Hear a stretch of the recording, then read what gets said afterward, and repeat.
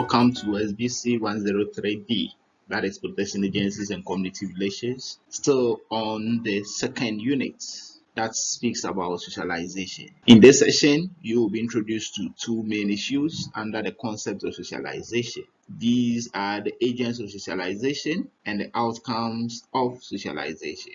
In other words, we're going to learn about the institutions in society that ensure that the types of socialization is done and what society expects to be at the end of the socialization process.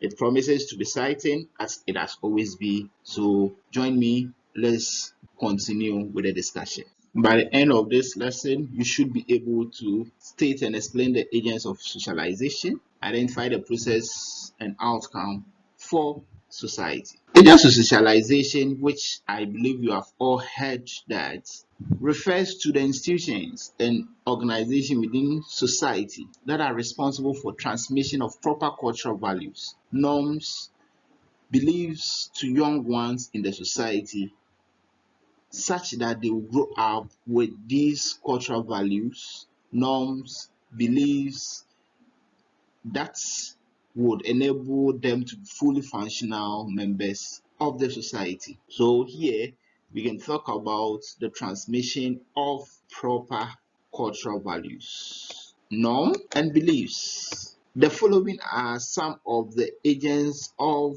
socialization. The family is the first point of contact where we receive our first values and norms. In the family, children are taught the basic rudiments of social interaction, the proper way to pronounce words, how to speak with elderly, and dress properly are all taught within the family. Basic values such as respect for the elderly and for everyone, honesty, hard work, and truthfulness are imbibed in our interaction through family. The second agent of socialization that we'll talk about will be educational institution. And in the educational institution, our attitudes are shaped through the inculcating of values such as discipline, neatness, politeness, and punctuality. But one striking thing as a result of social change is that gradually the educational institution is taking over the role of the family. This is seen when children around the age of 1 are sent to preschools because parents have to work in order to ensure the survival of the family. The third agent of socialization we talk about will be religious organizations.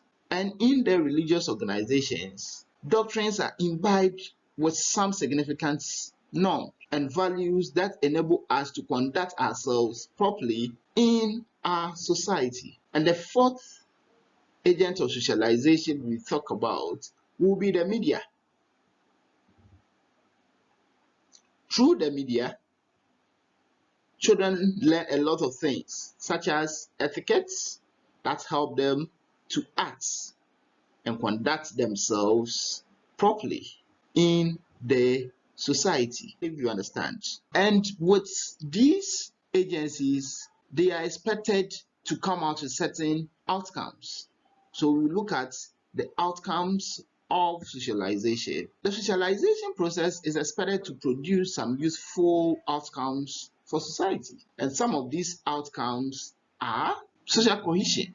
And I believe that you remember this social cohesion when we're talking about social structure. What is it? Okay. So through the process of socialization, members of the society imbibe common norms, values, and beliefs that produce trust and sense of belonging among members. Remember, we may mention that social cohesion refers to the degree to which members of the society feel united by shared values and other social bonds. The second outcome is social capital. So through socialization, we develop our social capital. And the question is, what do we mean by social capital? Have you noticed that sometimes you could call a classmate to perform a task without paying him or her for it? That is an example of social capital. So in a sense, social capital basically refers to the free benefits that we derive from our social networks. I believe you understand that.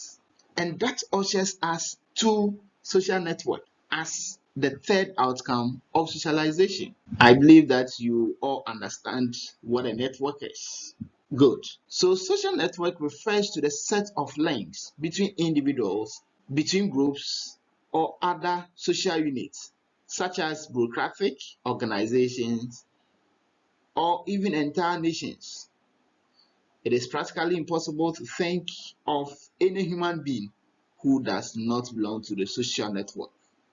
In fact, each individual belongs to one or more social networks at each given period of time in his or her life. These social networks are of considerable sociological importance, and it constitutes the foundation on which social interaction is made possible. The next outcome of socialization that we talk about will be trust and participation of civil space.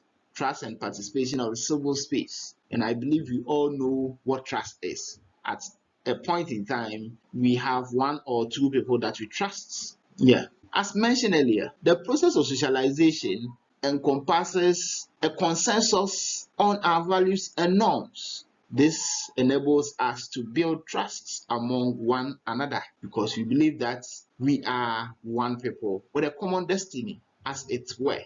This trust enables us to work together as members of the society in our workplaces and generally participate in all facets of social life. And I believe you understand that. The trust we build in the process of socialization is such that we know what others expect from us and we equally know what we expect from them. And I believe you understand that. Good. So you have been taken through the introduction of socialization process and its outcome for the society.